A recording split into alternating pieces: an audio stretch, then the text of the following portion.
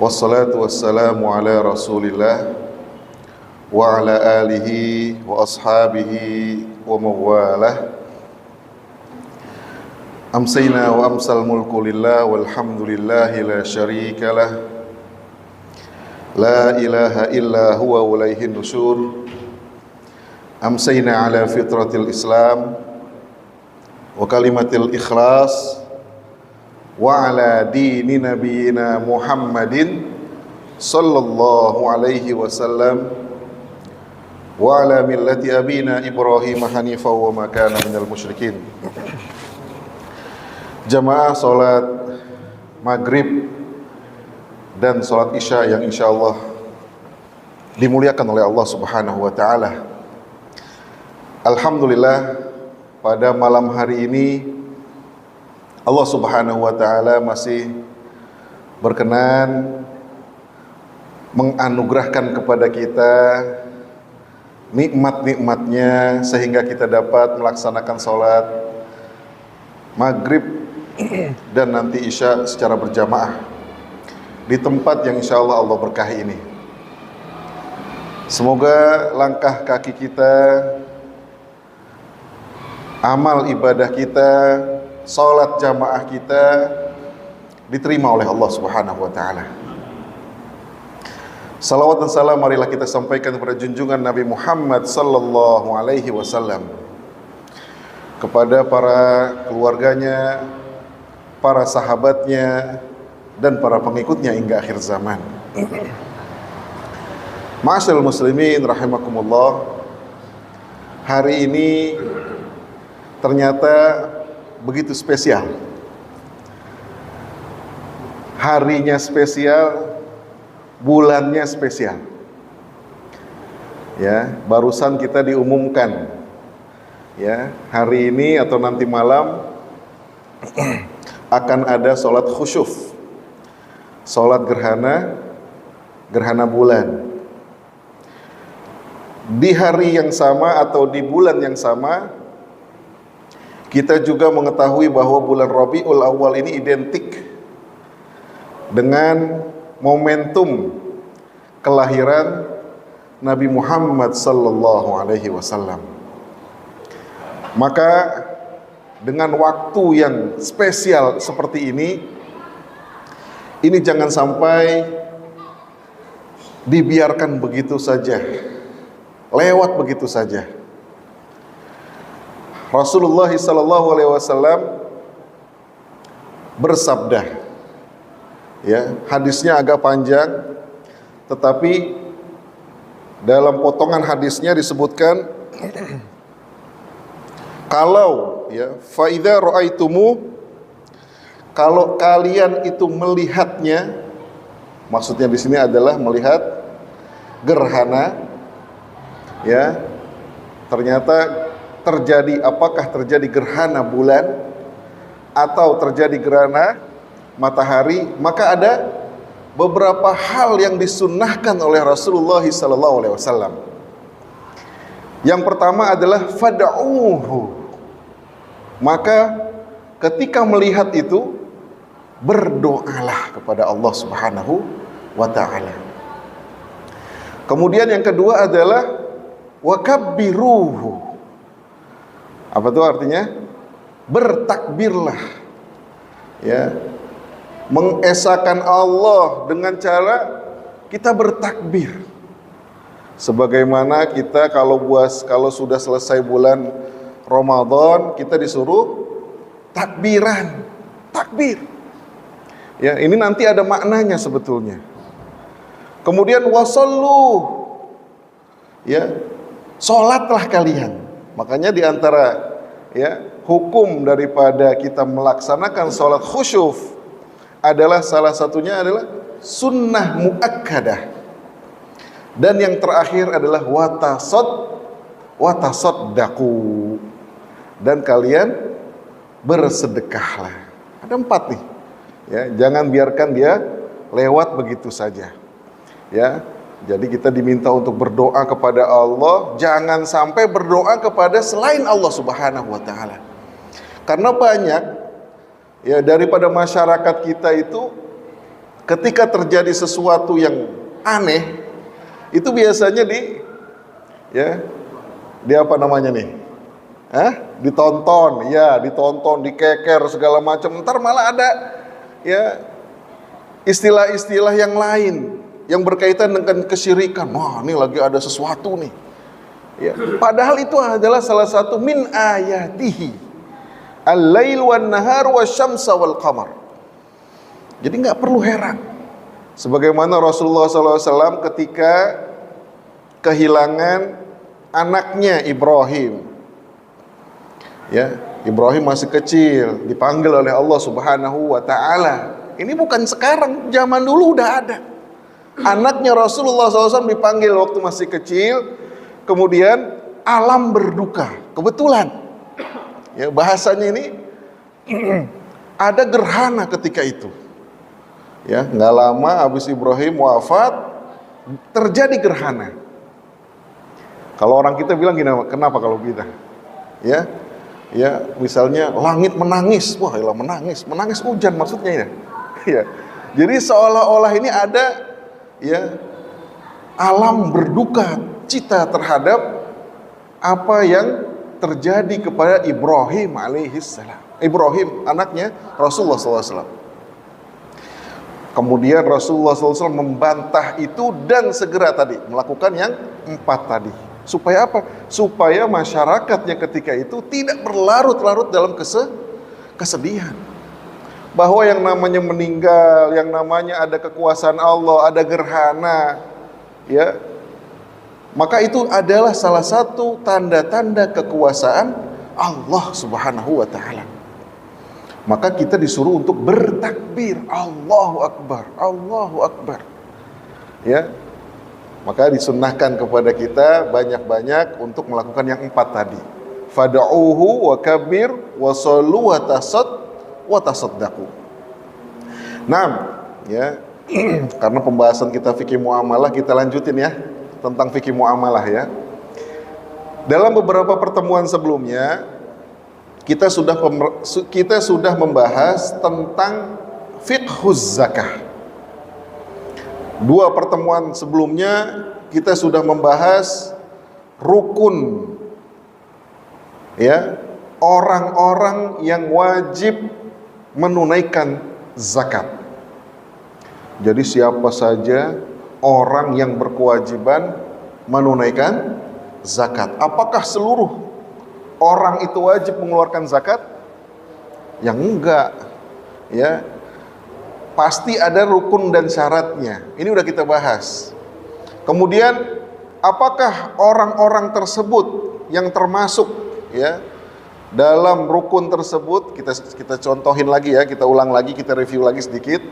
Di antara rukun-rukun dan syarat orang-orang itu wajib menunaikan zakat sama seperti orang melakukan sholat, sama seperti orang melakukan puasa Ramadan, haji sama. Yang pertama apa? Yang pertama adalah dia harus muslim. Jadi kalau bukan muslim nggak wajib dia sholat, nggak wajib dia zakat, nggak wajib dia puasa Ramadan. Jadi harus muslim. Yang kedua, dia harus dewasa, berakal dulu. Jadi kalau masih kecil, dia belum berkewajiban untuk melakukan sholat. Solu, kata Rasulullah SAW, untuk memerintahkan kepada para sahabatnya agar anak-anaknya itu diajak ke masjid. Murru auladakum bis-shalah.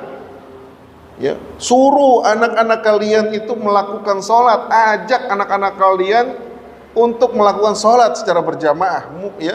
Murru auladakum bis-shalah wahum, ketika mereka sab'ah itu berapa tuh? 7 tahun. Wadribuhum, dan pukul mereka. Mukulnya juga bukan mukul kepala mukulnya kaki ditakutin, bahasanya begitu. Ayo sholat, kalau nggak ntar diselepet nih, bahasanya begitu Maka ketika mereka umur berapa? 10 tahun. Jadi kalau umurnya di bawah itu, dia belum berkewajiban untuk melakukan sholat. Begitu juga berpuasa, begitu juga ya dalam melaksanakan atau menunaikan ibadah zakat. Walaupun ada sebagian ulama yang berikhtilaf, ada mempunyai ikhtilaf di sini. Ya, yang satu katanya kalau misalnya yang lain-lain tadi itu berkewajiban karena dia adalah berkaitan dengan badan. Dia nggak bisa ditinggalkan. Tetapi kalau yang namanya ibadah zakat itu bukan berkaitan dengan badan, tetapi dia melekat dengan harta. Ya, maka kalau dia sudah ya ditinggalkan hartanya, banyak hartanya, orang tuanya sudah meninggal, ibaratnya misalnya dia kecelakaan satu keluarga, anaknya ada yang hidup, dapat warisan, maka menurut ulama, sebagian ulama dia tetap menunaikan zakat. Kenapa? Karena hartanya ada. Ya, maka ada ikhtilaf di sini. Jadi yang pertama adalah ya rukun orang yang berzakat, dia harus muslim. Kemudian dia harus berakal. Kalau nggak berakal gimana dia ngitung, kan begitu. Yang kedua, yang ketiga adalah dia harus sudah dewasa, walaupun di sini ada ikhtilaf. Dan yang paling penting adalah dia harus punya apa? Kalau mau berzakat harus punya apa? Nah, harus punya harta dulu. Kalau nggak punya harta, apa yang mau dizakatin? Nah, ini ya. Jadi harus punya harta. Pada pertemuan satu sebelumnya, kita juga sudah membahas syarat-syarat harta. Apakah semua harta itu akan berpotensi untuk dizakatkan? Ternyata ada syarat-syaratnya. Ya, ini syarat sudah kita bahas. Yaitu yang syarat pertama, harta itu harus cukup nisabnya 85 gram emas, kira-kira begitu ya kemarin ya. Kemudian dia juga harus cukup waktunya berapa tahun? Setahun, 1 tahun haul. Cukup nih. Jadi kalau orang yang kaya baru, dia belum wajib, tungguin dulu setahun. Kalau setahun ya dilihat hartanya nggak berkurang-kurang, malah nambah-nambah. Nah, ini baru berpotensi untuk dihitung zakatnya. Kemudian syarat yang lain ada hartanya harus yang berkembang. Artinya kalau hartanya tidak berkembang, maka tidak wajib untuk dizakatkan. Maksudnya bagaimana? Ada rumah, ya, yang satu rumahnya dipakai, yang satu disewain. Yang mana yang dizakatin? Nah, yang disewakan. Ada perhiasan, yang satu disimpan, yang satu dipakai. Yang mana yang dizakatin? Yang disimpan.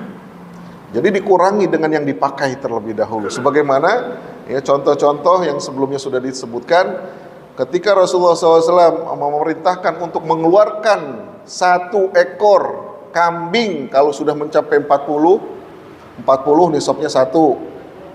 Kalau sapi ya atau kerbau kalau sudah mencapai 30 maka nisabnya 1 ekor. Tapi Rasulullah mengatakan kalau sapinya itu bukan diternak, sapinya itu diberdayakan, dijadikan bajak sawah, maka tidak perlu dizakatkan. Yang perlu dizakatkan nanti kalau bajak biasanya ada apa? Ada penghasilan kan di situ, ada bajak sawah, sawahnya menghasilkan nggak?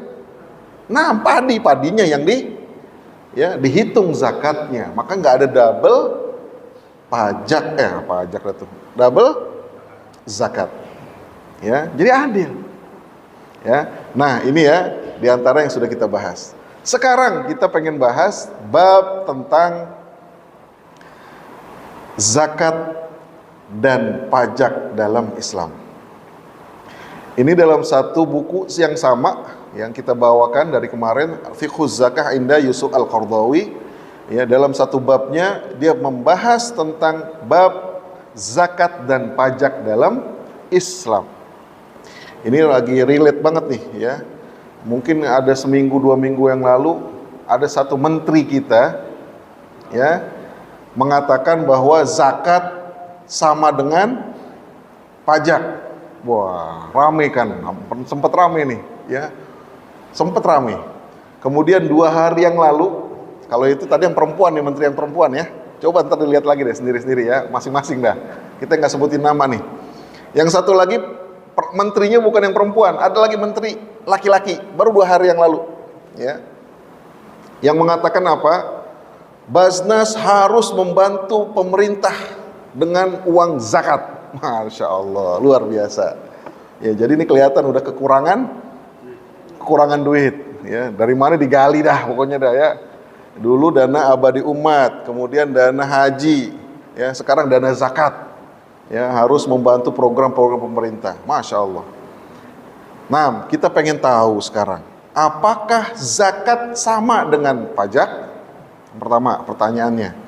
Yang kedua, apakah kalau orang udah berzakat, dia nggak perlu lagi membayar pajak?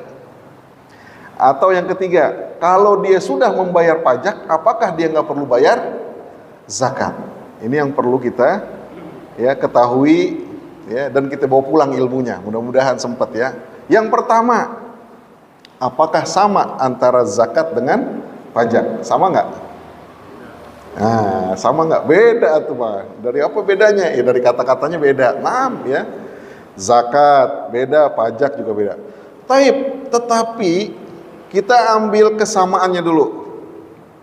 Ya. Yang pertama, zakat itu diwajibkan bagi seorang muslim.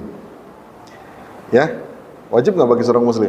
Lah wajib. Bunyal Islamu ala khamsin syahadatu alla ilaha illallah wa anna Muhammadur Rasulullah wa iqamis shalah wa itaiz zakah. Bahkan zakat itu termasuk rukun Islam yang harus dilaksanakan.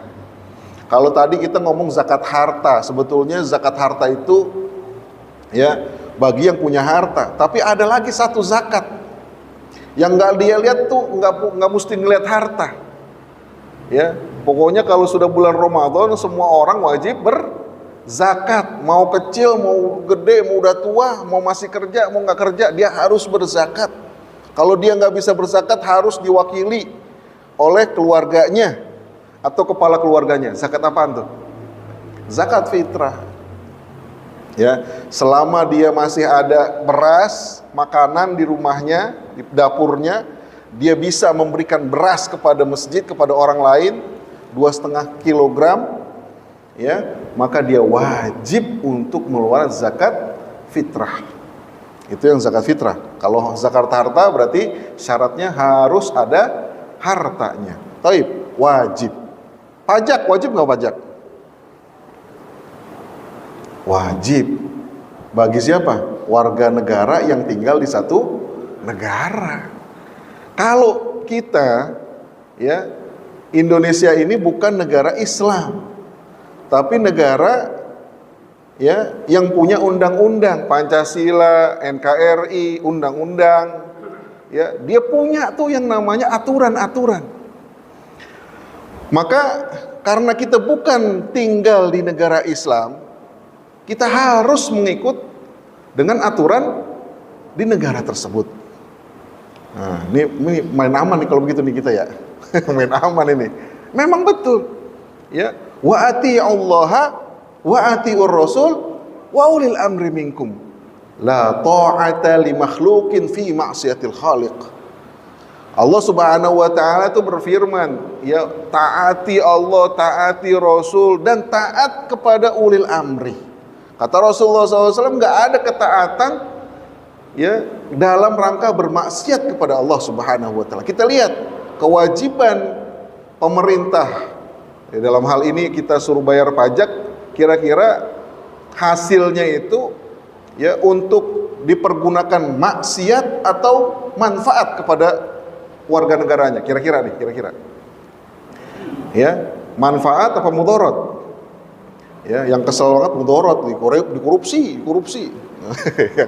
Tapi kita lihat manfaatnya juga banyak. Jalan yang kita pakai, ya sekarang ada badan gizi apa namanya tuh? Ya gizi ya, buat anak-anak misalnya. Ya mungkin ada BPJS dan seterusnya lah. Ada tunjangan, ada sertifikasi dan seterusnya. Ada manfaatnya. Maka dua-duanya adalah kewajiban, sama kewajiban. Bedanya apa? Yang satu ya dalilnya Al-Quran Sunnah atau ajaran Islam, yang satu dalilnya adalah undang-undang. Baik. Pertama, ada kesamaan. Kesamaan apa? Kewajiban. Ya. Yang kedua, dikelola oleh negara, dua-duanya. Kalau zakat di negara muslim itu tidak bisa dikelola sendiri. Pribadi nggak boleh, ormas nggak boleh. Jadi dikelola oleh siapa? Oleh Amirul Mukminin atau badan yang membawahinya. Ya, makanya Rasulullah SAW diperintahkan oleh Allah Subhanahu Wa Taala dalam surat Al-Maidah, dalam surat At-Taubah, khudh min amwalihim shadaqatan. Khudh, apa artinya khudh? Ambil. Akhoda, ambil. Pungut. Ya, hitung. Apa yang dihitung? Min amwalihim, dari harta mereka, shadaqatan. Shadaqah di sini diartikan oleh para mufassir bukan sedekah yang sunnah, tetapi shadaqatan yang wajib. Sedekah yang wajib itu ada beberapa macam. Ada nafaqah, itu sedekah wajib tuh. Nah, di sini bukan nafaqah tetapi adalah zakat. Khudh min amwalihim shadaqatan tutahhiruhum wa tuzakkihim. Untuk mensucikan hartanya, membersihkan hartanya dan mensucikan jiwa orang-orang yang berzakat. Jadi ada fungsinya dua, yaitu untuk membersihkan ya harta-harta mereka dan untuk mensucikan jiwa orang yang berzakat. Dalam hadis Rasulullah SAW, wa tu'matan lil masakin, dan untuk memberikan makan oleh orang-orang miskin. Zakat itu fungsinya adalah untuk memberikan makan orang-orang miskin. Walaupun dalam surah At-Taubah ayat 60 Allah Subhanahu wa taala menjelaskan ada 8 orang atau 8 golongan yang wajib zakat itu disalurkan kepadanya. Ya. A'udzubillahi minasyaitonirrajim. Innamas shadaqatu lil fuqara wal masakin wal amilina 'alaiha wal muallafati qulubuhum wa fir riqab wal gharimina wa fi sabilillahi wa ibnis sabil. Ada 8 golongan yang berhak menerima zakat. Jadi nggak boleh keluar daripada yang 8 golongan ini. Ya, jadi kalau bagiannya bagaimana? Boleh satu dibagi 8, 12,5%, 12,5% boleh. Atau mau dibanyakin fakir miskinnya. Nah ini ya yang terjadi sekarang. Ya, karena fakir miskin adalah yang paling utama yang perlu disejahterakan. Taib. Jadi yang pertama adalah wajib, sama-sama wajib. Yang kedua adalah sama-sama dikelola oleh negara. Zakat dikelola oleh negara. Rasulullah SAW diperintahkan oleh Allah Subhanahu untuk mengutus petugas-petugas zakat. Khudh, ya, ambillah zakat-zakat itu dari mereka. Khudh min amwalihim. Pajak gimana pajak? Dikelola negara nggak? Dikelola negara. Sama-sama dikelola negara, bukan orang pribadi. Nah, itu persamaannya. Kita sekarang cari perbedaannya. Ya, ternyata yang namanya zakat dengan pajak lebih banyak perbedaannya. Tadi sudah disebutin sebetulnya, ketika diwajibkan, wajibnya iya sama, tapi sebetulnya ada perbedaan. Yang satu Islam mewajibkan zakat, ya. Kalau negara Islam itu nggak mewajibkan pajak kepada orang Muslim. Ya, nanti bisa dibuka beberapa dalil, banyak banget. Ya, ketika Rasulullah SAW itu memungut atau mengambil zakat dari orang-orang Muslim, tetapi tidak pernah membuat kebijakan ya yang menyuruh orang-orang Muslim itu harus membayar pajak. Jadi pajak itu hanya diberlakukan kepada orang-orang non-Muslim. Ya, jadi ada yang disebut dulu namanya ya khizyah atau jizyah. Kemudian ada lagi yang disebut dengan usyr. Jadi orang-orang Muslim itu diambil zakatnya. Orang-orang non-Muslim yang tinggal di negara Islam itu diambil jizyahnya dan diambil usyurnya. Jadi kaum muslimin apakah diambil jizyahnya? Enggak boleh. dikatakan oleh Rasulullah SAW zulmun. Pungutan-pungutan selain zakat dikatakan zolim. Ya, ini jangan kita bilang ke pemerintah kita zolim. Kenapa? Karena kita bukan negara Islam. Kalau negara Islam kita katain ini zolim. Ya, makanya nanti ini berkaitan dengan pertanyaan setelahnya. Apakah kalau sudah zakat kita nggak perlu pajak? Wah, nggak bisa bikin SIM kita kalau begitu ntar. Nggak bisa jual apa lagi? Nggak bisa jual kendaraan. Ya, nggak bisa jual tanah, semuanya ada nih, nggak kita bayar, dia terhutang terus tuh.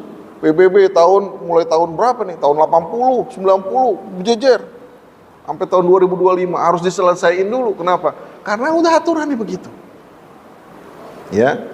Baik. Jadi ya, kalau pajak hanya diberlakukan kepada orang-orang non muslim. Ya, jadi kan dulu Rasulullah SAW biasanya ya ketika memerintah di satu jazirah Arab, kemudian ekspansi ke negara-negara lain atau ke wilayah-wilayah lain, di situ ada orang-orang yang tidak memeluk Islam, disebut dengan kafir.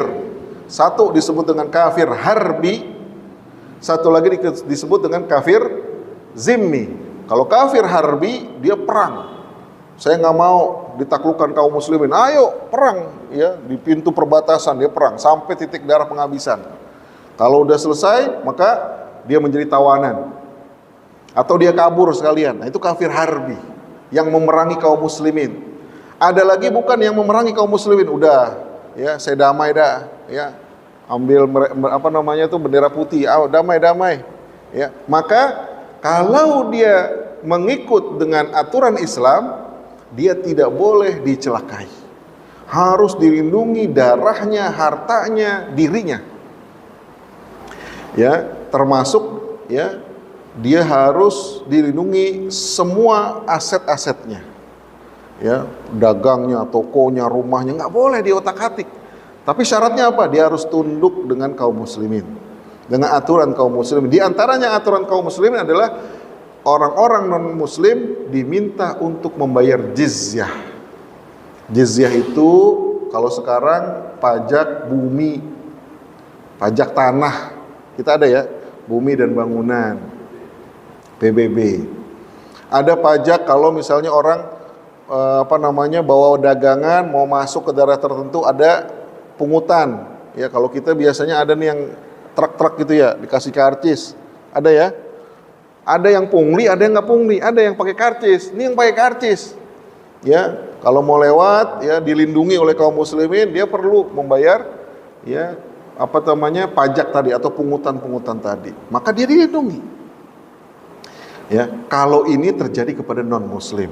Kalau muslim dia tidak boleh diambil pajaknya. Ustaz, nggak cukup dong nanti negara. Siapa yang bilang nggak cukup? Kalau pengelolaannya benar, cukup. Amirul Mukminin sampai Khulafa Rasyid nggak pernah kekurangan. Yaitu kan Amirul Mukminin Ustaz Rasulullah. Kemudian ya Khulafa Rasyidin. Memang ada nggak khalifah-khalifah yang lain? Ya, yang zamannya bagus, keemasan, bagus ada. Khalifah Umar bin Abdul Aziz. 2 tahun setengah dia memerintah dari pemerintahan yang penuh dengan KKN. Ya, KKN apa itu KKN? Korupsi, kolusi, nepotisme misalnya. Ya, 2,5 tahun dibenahi, kemudian yang tadinya orang-orang itu pada ya banyak orang-orang yang yang tidak berkemampuan, yang diberikan zakatnya pada tahun pertama, pada tahun kedua dan tahun ketiga dia enggak lagi menjadi mustahik. Dia enggak lagi menjadi orang yang diberikan zakat. Lah, tahun kemarin ente anak kasih zakat, tahun sekarang ente mau berzakat. Masya Allah, berubah statusnya dari mustahik menjadi muzaki. Kenapa? Karena pengelolaannya benar. Ya, mulai dari pengelolaan pemerintahan, pengelolaan keuangannya, sehingga ketika itu meluber tuh yang namanya dana zakat. Nggak bisa diberikan lagi kepada orang-orang di situ, ya akhirnya diberikan kepada daerah yang lain. Masya Allah, ada ternyata. Nah, ini kan perlu dicontoh, ya. Apakah sekarang pengolahannya sudah benar atau masih bermasalah? Nah, ini perlu perlu kita lihat kembali. Taib, ya. Jadi kita bisa mengetahui di sini bahwa orang-orang non-muslim yang hanya diberlakukan pajak. Tetapi bagi orang muslim dia hanya dilakukan atau diberlakukan zakat. Perbedaan yang lain, kalau sudah motifnya berzakat, orang kalau berzakat ada niat nggak? Ada niat. Kalau orang juga perpajak, ya membayar pajak, dia juga ada niat. Maka juga niatnya lain. Ya, kita tahu yang namanya amal itu diukur daripada niatnya. Ya, ketika orang beramal, dia niatnya bayar zakat, maka ya dia akan langsung tuh mendapatkan pahala daripada ibadahnya. Kemudian kalau dia misalnya tadi saya mau bayar zakat, dia belum tentu, beda. Ya, kalau misalnya dia bilang ya saya membayar zakat dan saya bayar pajak, pajak ini bismillahirrahmanirrahim, ya saya patuh, ya mudah-mudahan ini menjadi ya harta yang dipergunakan oleh pemerintah dalam ya membangun negeri dan mensejahterakan warga negara. Mudah-mudahan dia menjadi pahala. Tapi yang pertama tadi udah pasti tuh pahalanya dapat. Ya, karena apa? Karena dia ibadah. Kalau yang satu lagi dia bukan ibadah. Dia ibadah biasa, tapi karena kita dengan niat yang baik, dia menjadi ibadah. Kan ada ibadah yang mahdhah, ada yang ghairu mahdhah. Ibadah mahdhah yang tadi nih, yang ittiba, yang mengikut dari apa yang disunnahkan atau yang ditunjukkan oleh Rasulullah SAW. Kalau yang ibadah yang ghairu mahdhah, aktivitas apapun, tapi karena kita beribadah, karena kita niat karena Allah, ya kita jalan mau kerja, kita niatin karena Allah, kita ingin mendapatkan rezeki yang halal untuk diberikan kepada keluarga, untuk kita berinfak nanti, jalannya kita menjadi jihad, kan begitu, ya. Maka karena motifnya beda, dia juga akhirnya niatnya nanti berbeda. Tapi kan orang kita ini pinter, kadang-kadang niatnya double, ya enggak? Contohnya nih bulan Syawal, orang-orang biasanya pada puasa, ya puasa Syawal berapa hari? 6 hari ya, 6 hari, ya kan? Kebetulan puasa Syawal itu ketemu hari Senin, ya kan? Ketemu hari Senin Kemis, ya. Mi besok puasa Syawal ya, sekalian kita sekalian puasa Senin. Double nggak tuh niatnya?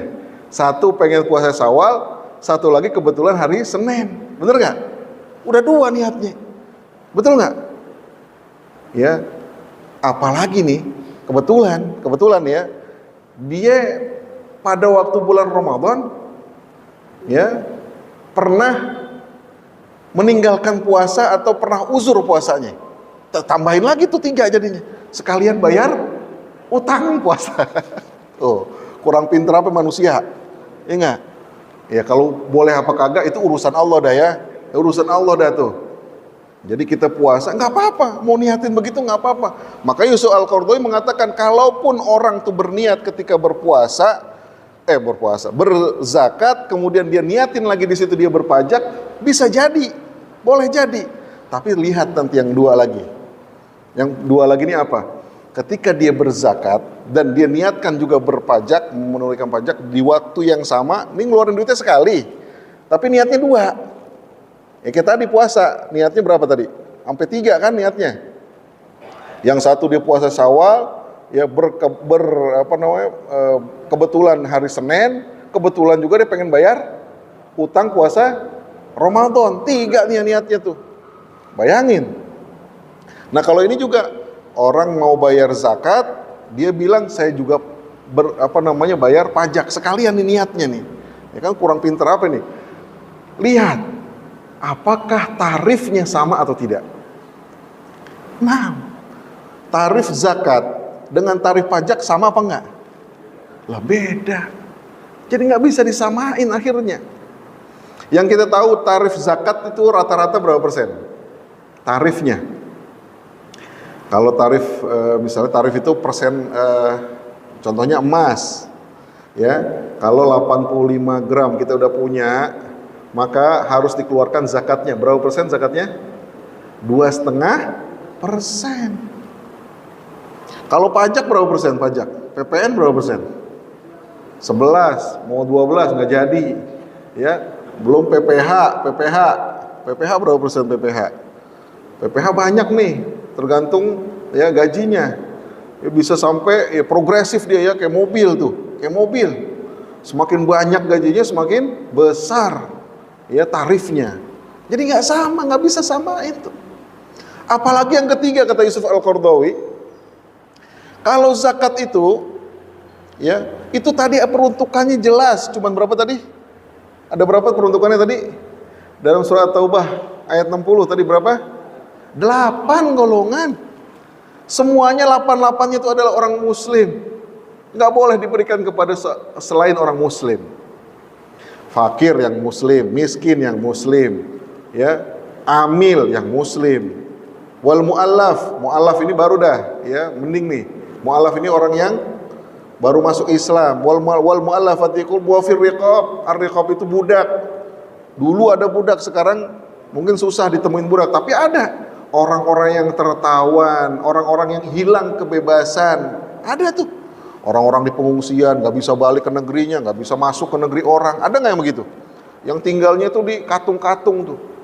Ya, ada lagi orang yang misalnya TKW, TKI, yang ya ketika dia dipekerjakan, dijanjikan bekerja di restoran, misal di hotel. Nggak taunya pas dikirim ke negerinya, bukan di hotel, bukan di restoran, di tempat remeng-remeng misalnya. Dia nggak bisa keluar. Ya, sehingga dia perlu dibantu, dibebaskan. Nah, ini termasuk ya, wa fir riqab wal gharimin, orang yang berhutang. Kemarin juga kita udah bahas, hutang itu dibagi, ada hutang yang benar-benar karena dia kebutuhan primernya, hutang karena apa? Karena nggak punya beras. Ini yang ditolong nih. Ada lagi hutang karena misalnya pengen ekspansi usaha. Nah, yang begini jangan. Ya kenapa? Karena sebetulnya udah mampu. Ya ekspansi usaha, misalnya punya restoran yang ke-10. Wah, yang ke-10. Wah, Masya Allah. Ya, kalau begitu kesian orang-orang yang begini. Jadi yang hutang yang seperti ini nih yang dibantu. Wal gharimin wa fi sabilillah, orang-orang yang berjihad di jalan Allah. Baik dengan makna sebenarnya, yaitu adalah orang yang ngambil senjata ya di depan, di perang misalnya, atau orang-orang yang menegakkan kalimat Allah Subhanahu wa taala, orang belajar ya, dan yang lain-lain. Dan yang terakhir adalah wabnis sabil, orang-orang yang musafir.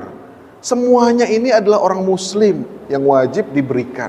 Kalau pajak, kira-kira peruntukannya dikhususkan untuk 8 itu atau tidak kira-kira? Nah, bagaimana bisa akhirnya sama? Karenanya Yusuf Al-Qaradawi mengatakan, bayar pajak karena ketaatan kepada Allah Subhanahu wa taala. Afwan, bayar zakat karena ketaatan kita kepada Allah. Bayar pajak karena kita taat kepada ulil amri, pemerintah. Nggak bisa disamakan. Ya, ntar ada yang berpendapat kan, kalau udah bayar zakat, saya nggak perlu lagi bayar pajak. Ya susah nanti kita tadi ngurus-ngurus apa segala macam jadi susah. Kenapa? Karena semuanya sekarang sudah online.